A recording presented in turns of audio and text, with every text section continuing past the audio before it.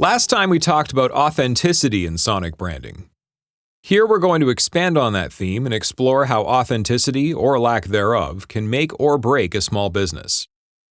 As one of my contemporaries, Gina Isham, has said, sonic branding is not just for the Fortune 500.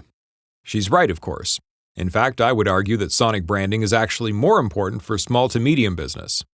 It's a huge equalizer, and in many cases, it's the key to dominating the market.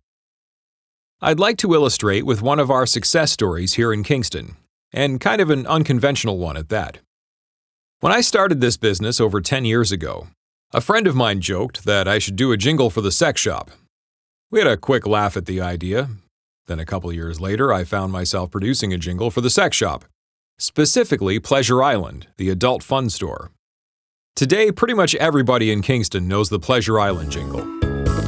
For she, for he, for you, for me, Pleasure Island, Pleasure Island. I was speaking to a colleague recently who commented on how catchy the jingle is. I pushed back a bit, saying that the reason it works isn't that it's catchy, but that the brand was so well defined, even long before I came into the picture. Making a catchy jingle is easy. It's much harder to produce something that is authentic and memorable, and maybe more importantly, memorable for the right reasons. Sonic branding isn't arbitrary. There's a process. We start by getting to the core of the brand and identifying key traits, attributes, and values. Next, we decide how these qualities translate into music, voice, and sound. From here, we build a sonic style guide. This keeps us on course and on brand as we start creating sonic assets in media, which in this case was a jingle. Generally, the more defined the brand, the better product you're going to get. This is what I found so attractive about working with Pleasure Island. They knew they didn't want to be seen as sleazy and dirty. Sure, there was a sexy element to it, but they also wanted to be seen as fun and knowledgeable. This was great because it got us away from the obvious 70s slow jams that are so typical of the industry. This was an audio branding professional's dream, because when you're presented with a brand that is so well defined and so original, it's hard not to come up with something great. Today, Pleasure Island is not only top of mind, but it dominates the local market. Business went up 20% in the first few years. It has also led to a lot of uncomfortable conversations between parents and children, but of course that was more by accident than by design. Now let's turn this around a bit. When does sonic branding not work for a local business? An obvious answer is the opposite of what we just described, having a brand that is not well defined. Sometimes you might suggest to a client that they need to have a better sense of themselves before committing to a sonic strategy.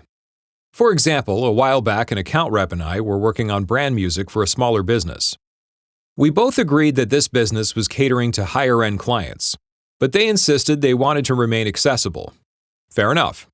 So this was the approach we took in building their brand music.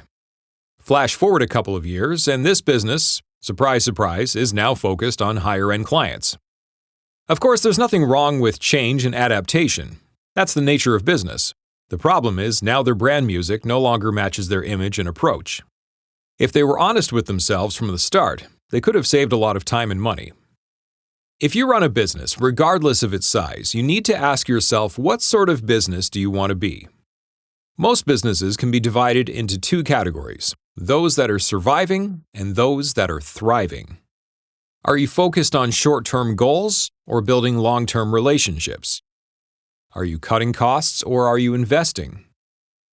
Are you following trends or are you setting trends? And maybe most importantly, are you just building a business or are you building a brand?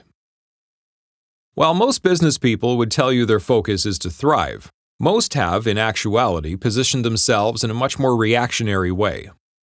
There's nothing necessarily wrong with this approach, but it does make brand building a challenge, especially for smaller businesses. In a larger business, you typically have more resources to help reinforce whatever brand you are trying to build, whether that's driven by policy, culture, marketing, etc. But the smaller the business, the fewer points exist between the decision makers and the public, sometimes none. The smaller the business, the more its workplace culture must walk the talk if it's going to build a brand. I remember having a conversation a couple of years ago with an account rep about this car dealer. This was back when COVID had created all kinds of supply chain issues. This dealer was frustrated by customers going out of market. He said, "Where's the loyalty? We're out in the community, we sponsor children's sports teams." That may have been the case, but that wasn't the image they had built. Many car dealers are notorious for saying and doing whatever they think will land a sale. This strategy may work short-term, but it doesn't build long-term relationships. If you want to look at brand archetypes, they saw themselves as the everyman, but presented themselves as the jester instead. If you can find the right experts to take your advertising to the next level, there's a real opportunity to make a huge impact, especially if you're in a small or niche market. If you've got a strong sense of who you are, all your other media should naturally fall into place. I've seen sonic branding do wonders for small business. Audio media is not only very cost-effective and versatile, it's an incredible equalizer. I've seen smaller businesses dominate their competitors with the right brand sound. But this only works if the brand's image and the actual experience align. Building a brand is building a relationship with the public. Relationships are built on trust. Trust is built on consistency. If there's no trust, there's no business.